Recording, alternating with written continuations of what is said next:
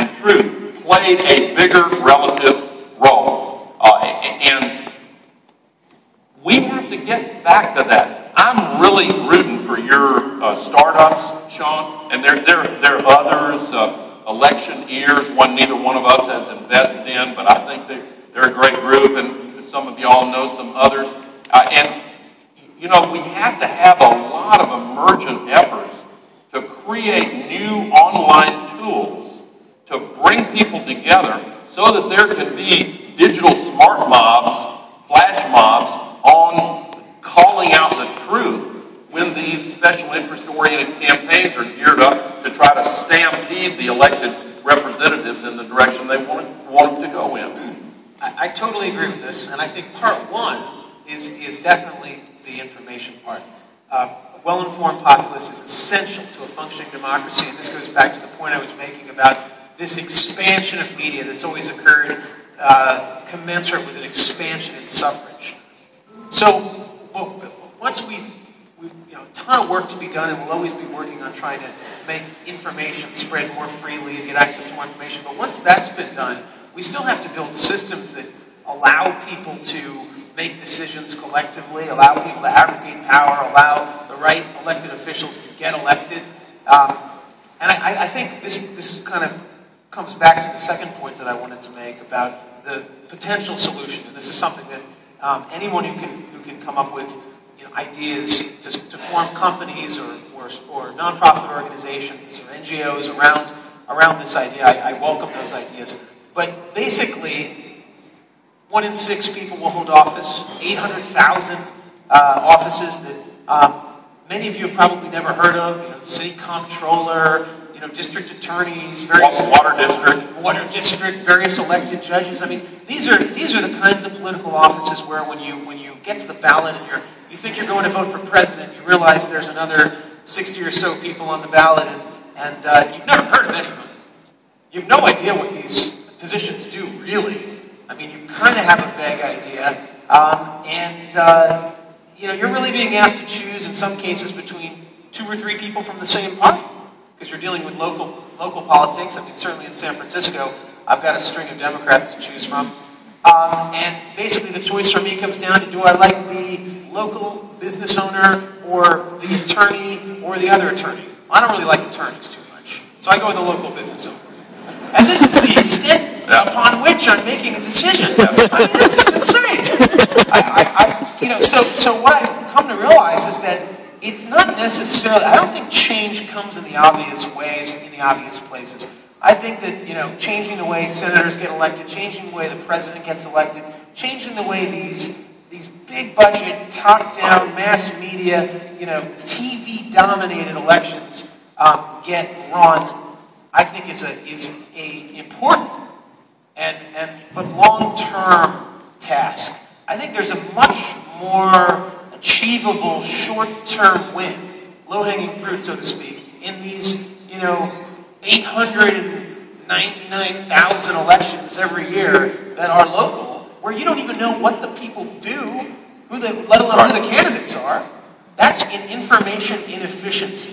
And that's the kind of information inefficiency that information networks like the internet and social media are really good at rectifying. Well, let's imagine a wisdom of crowds approach to creating a kind of a wiki democracy site that was filtered and emerged in a form that didn't make it vulnerable to being twisted toward Democratic or Republican or conservative or liberal, but really used filters and again the wisdom of crowds to lay out what the main issues are. Here are the facts. Here's what the budgets have been. Here are the big controversies and so forth. Here is a profile of the candidates who are running for this city council district, etc. So that at a minimum, I vote in Smith County, Tennessee, county seat of Carthage, and I'll follow it as best I can. But when you who's your district attorney? Do you know? Please don't embarrass me.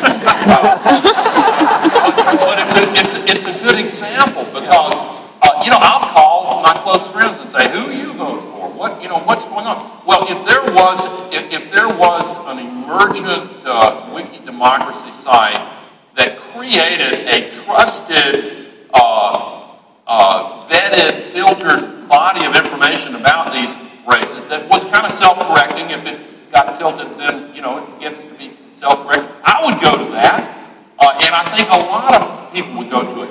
And you put your finger on it when you singled out the role of the money. And I agree with the comment you made, Sean, that you could make a case that these campaign finance reform efforts have even made it worse. I think they're well-intentioned, and I always supported them when I was in the House and Senate. But when I was first elected to the Congress in 1976, that year and every other year I was there, I introduced legislation to have full public financing of all federal elections to take the special interest money out of. Now, I'm not asking you to applaud on that because it's impractical. When I ran for president the second time, that was still part of my platform, but nobody even attacked me on it. You mean when you won for president?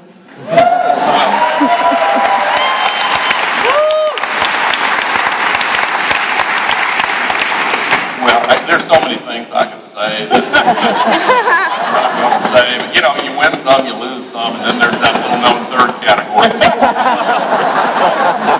But the last time I ran, it was part of my platform, but I wasn't even attacked on it because it wasn't a credible attack because they couldn't get people to believe that I would propose something so implausible and crazy. But here's what I'm still for that, public financing. But here's what I think we ought to do at a minimum. And Lord knows I'd love it if somehow the people who are interested in digital democracy would help to self-organize this. I think we need a constitutional amendment to repeal the Citizens United decision. I think our democracy is at risk unless we do that. I'm serious.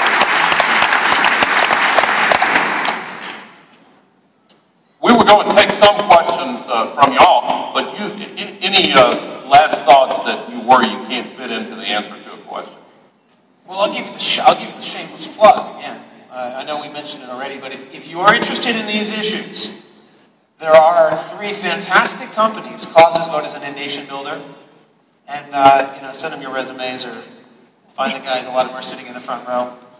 Well, since this is the time for shameless plugs, yeah, there you go. I didn't know it was going to be, but watch Current TV and go to current.com, and most important to my heart, go to climatereality.com. Listen, this climate crisis, we are putting 90 million tons of global warming pollution into the atmosphere every 24 hours. Every National Academy of Science on this planet says we need urgent action to address it. Every professional scientific society and every field related to earth science or climate science says it's real, we've got to do something about it. 97 to 98% of all the climate scientists most actively publishing say the same thing. And yet, the big carbon polluters have done what the tobacco companies did decades ago. They hired actors and dressed them up as doctors to look into the cameras and say there's no health problem related to smoking cigarettes. And the carbon polluters are doing the same thing now. We need help in calling it out.